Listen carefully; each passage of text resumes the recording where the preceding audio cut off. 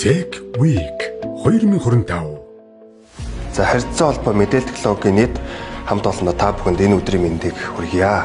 За мэдээлэл технологийн хөгжил өнөөдөр 21-р зуунд бол бидний амьдралын салшгүй нэг хэсэг болсон байна. Хиймэл оюуныг бид нэр одоо өдөр болгон ашиглаж хэрэгэл сурж байна. Цаашлаад 5G-ийн одоо өндөр хурдыг мэдэрч байна. За энэний тод жишээ бол бидний сайн мэдээ Монголиа платформ өнөөдөр 1263 үйлчлэгийг цахимжуулчлаа. Монгол улс нэгдсэн үндэсний байгууллагын цахим индексээр бол 46 дугаар байранд бичигдсэн. Энэ бол Азиад 13 дугаар байранд, далаад гарцгүй улс орнуудын хувьд бол 1 дугаар байранд орсон. За үүнтэй холбоотойгоор Монгол улс анх удаа Tech Week-ийг одоо зохион байгуулж байгаамаа. За Tech Week-ийн онцлог нь бол нэг газар биш, decentralized хийх чинь. Энэ бол нийт одоо Монгол улс 21 аймаг болгон Tech Week-ийг салбарын хамт олонтойгоо хийж байна. За хоёрт нь бол Монгол улсаас гадаад нэр хүндэтгэх компанид ажиллаж байгаа мэрэгчнүүд бас ирж туршлагаа хуваалцах юмаа.